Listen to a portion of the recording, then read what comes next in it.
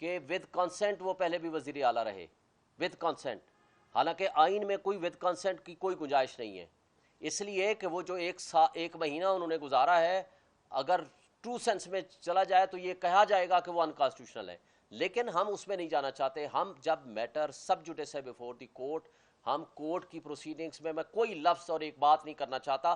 ہاں میں یہ ضرور کہنا چاہتا ہوں کہ کل کورٹ نے میکسیمم ٹائم دیا ٹو دی ریسپونڈنٹ سائڈ کہ جی آپ بتائیں اگر کوئی غلطی ہے. ہماری ججمنٹ کا استعمال کرتے ہوئے انہوں نے کہا ہے کہ یہ رولنگ ہے، آپ بتا دیں کہ اس میں کیا کہنا چاہیے. فیئر اپرچونٹی دونوں پارٹیوں کو ملنا چاہیے آرٹیکل 10A کی روشنی میں، اور 10A کی روشنی میں یہ ہے کہ دونوں پارٹی اپنا اپنا دفاع کریں. Let the final judgement should come out, اور فائنل ججمنٹ جو بھی ہوگا اس پہ آپ بات کر سکتے ہیں. کل اگر ڈپٹی اسپیکر نیشنل اسمبلی کی سٹیٹمنٹ ٹھیک تھی، نیشنل اسمبلی کے خلاف کیا جانے والا فیصلہ درست تھا، تو آج ڈپٹی اسپیکر کے خلاف کی جانے والی پروسیڈنگز بھی درست ہے.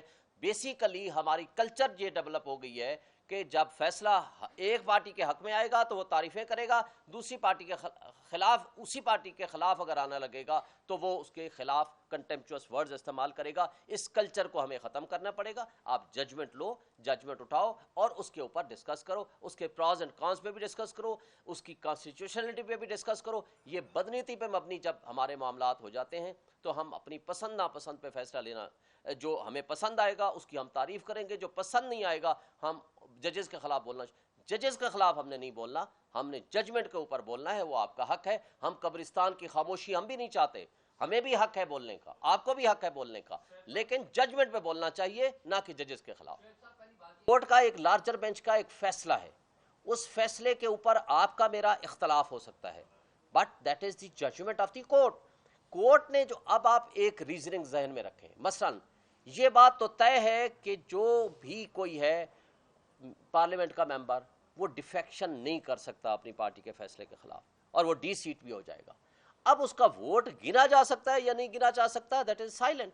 اس کو کورٹ نے آئین کی تشریح انٹرپریٹ کر دیا ہے کورٹ نے، اور کورٹ کی جانے والی تشریح کے نتیجے میں دیٹ ہیز اٹینڈ فینلٹی، اور وہ ججمنٹ کے نتیجے میں 20 آپ کے ایم پی اے یا 25 ایم پی اے وہ ڈسکوالیفائی ہو گئے، نیا الیکشن ہو گیا، لوگوں نے اپنے ووٹ دے دیے ہیں. اب آج اس ووٹوں کے اوپر آپ بات کرو، آپ اس سے آگے چلو. کیا آپ یہ چاہتے ہیں کہ ایک بندہ جب کسی کو گولی مارے تو وہ تو جرم بن جائے گا، اگر وہ یہ کہے کہ میں گولی مارنے لگا ہوں اور اس کو روک دیا جائے آپ نہیں مار سکتے، تو آپ کہتے ہو یہ غلط ہے. اس لیے کہ آپ خود کہتے ہو کہ لوٹاکریسی نہیں ہونا چاہیے، ہارس ٹریڈنگ نہیں ہونی چاہیے، وہ لوگ ڈی سیٹ ہو جائیں گے جب وہ یہ کریں گے. آپ کہتے ہو نہیں، پہلے وہ جرم مکمل کر لیں، اس جرم کا کوئی بینیفیشری بن جائے اور اس کے بعد اس کو روکا جائے کہ نہیں جی اب آپ کو سزا ملے گی کیونکہ آپ نے یہ جرم کیا ہے. یہ بتا دیں، اکثر ہم خبر رپورٹ کرتے ہیں کہ ڈکیتی کی نیت سے بیٹھے ڈاکو جو ہے وہ گرفتار ہو گئے، تو آئندہ کے بعد جرم سرزد ہونے کی جو بات ہو رہی ہے، ایسے لوگوں کو پھر آئین کے مطابق نہیں پکڑا جا سکتا. کیا آپ کہتے ہیں جی کہ ان سے اسلحہ بھی برآمد ہو جاتا ہے؟ جس طرح انہوں نے کہا راجہ ریاض اور باقیوں نے کہ ہم نون لیگ کی اگلی ٹکٹ لیں گے، سندھ ہاؤس میں بیٹھے، ان کے اوپر تو یہ اختیار نہیں کہ انہوں نے جرم نہیں کیا. عام بندے کو پولیس پکڑ لیتی ہے کہ یہ ڈکیتی کی نیت سے، چوری کی نیت سے یا قتل کی نیت سے یہ بیٹھے ہوئے تھے. اس کے اوپر کیا کہیں؟ دیکھیں نا، جو تو ہوا نا پروونشل اسمبلی میں پنجاب میں، وہاں تو انہوں نے ووٹ بھی دے دیا تھا جس کی نتیجے میں الیکشن کمیشن نے اس کو ڈسکوالیفائی کر دیا. یہاں انہوں نے یہ کہا کہ جناب ابھی یہ میٹر سب جوڈیس ہے اس لیے زیادہ تفصیلوں میں نہیں جا سکتا.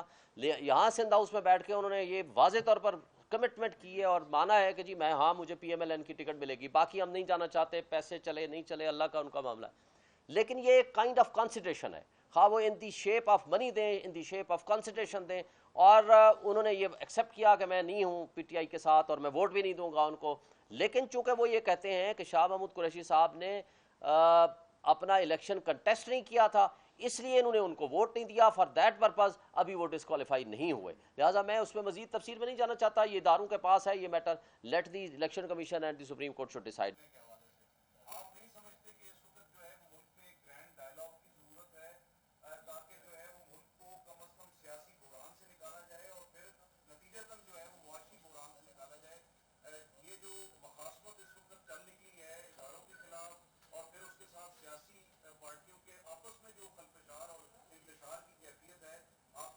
کہ اس وقت جو ہے وہ بار کو بہت اہم کردار ادا کرنا چاہیے، ان سب کو ایک پلیٹ فارم پر اکٹھا आपने बड़ी खूबसूरत बात की है।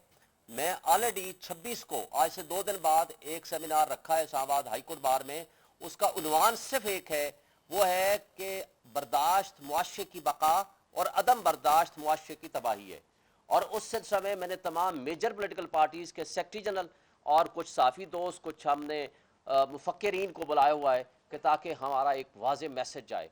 ये आपने बड़ी खूबसूरत बात की। तमाम हमारे मुक़द्दर ताकतों को, बाज़ को, अदलिया को, इवन मैं कहता हूँ तमाम पॉलिटिकल पार्टीज़ जो जमहूरी ताकतें हैं, उनको वन पॉइंट एजेंडा पे आना चाहिए, डायलॉग करनी चाहिए और इस मुल्क की तबाही से हमें बचना चाहिए।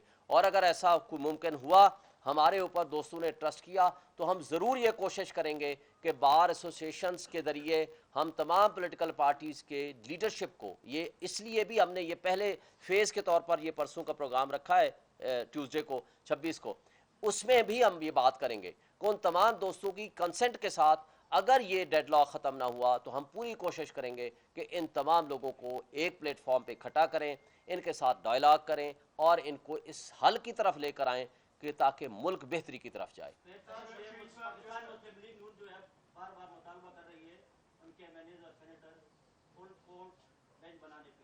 देखिए,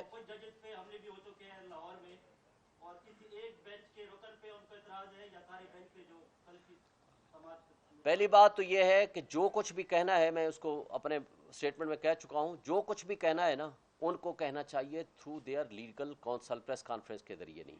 वो उनके वकील मौजूद हैं वहाँ, वो एप्लीकेशन दें फुल कोर्ट की। ये डिस्क्रिशन है चीफ जस्टिस ऑफ पाकिस्तान की। ये छुट्टियों में जनरली पॉसिबल इसलिए नहीं होता, 3 से 4 या 5 जजेस होते हैं। माजी में अगर आपको मैं बताऊं, सिर्फ एक जज बेंच चैम्बर में हुआ करता था। अगर कोई इमरजेंसी केस होता ना, तो हम लोग चैम्बर में जाकर उनसे स्टे की रिक्वेस्ट कर सकते थे, लिहाजा एक जज फैसला करता था।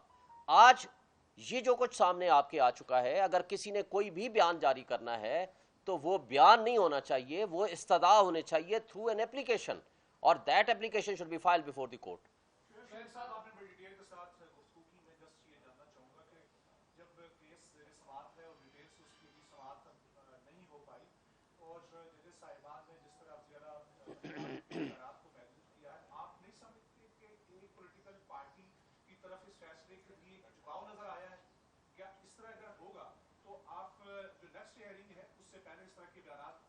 देखिए, मैं समझता हूँ कि देखें, पहली बात तो ये है कि विद कंसेंट वो पहले भी वज़ीर आला रहे, विद कंसेंट।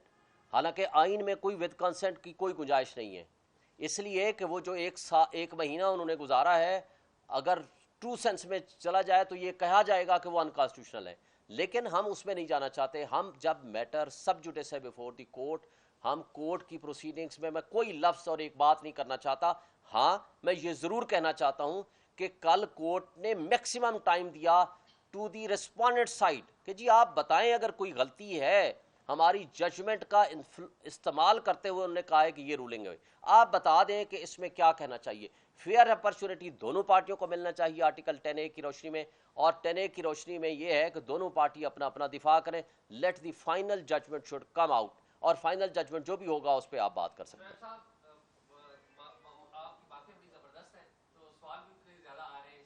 प्लीज शोएब साहब, ये फरमाइए कि जो मैंने पहले एक बात पूछी आपसे और आपने खूबी से उसका जवाब नहीं दिया।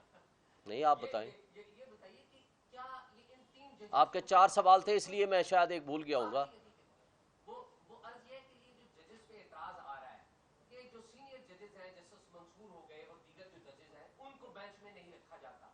और हम देख रहे हैं कि पॉलिटिकल केसेस, चाहे वो मरकज में हो या चाहे वो सूबे में हो, एक ही तरह का जो बेंच है और एक ही तरह के बेंच है। क्या इस पर एतराज सवाल नहीं बनता कि जो चीफ जस्टिस, मौजूद चीफ जस्टिस हैं, वो अपने जहन के लोगों को ही अपने बेंच में रखते हैं? एक ये मैं एक्सपेक्ट करता हूँ आप खुलकर जवाब देंगे। दूसरा, आज आपने बड़ी खूबसूरत बातें की और आपने कहा कि बिल्कुल एतराज नहीं करना चाहिए, और आपने कहा कि आइन के खिलाफ जो भी बात करेगा हम उसके खिलाफ खड़े होंगे। ये फरमाइए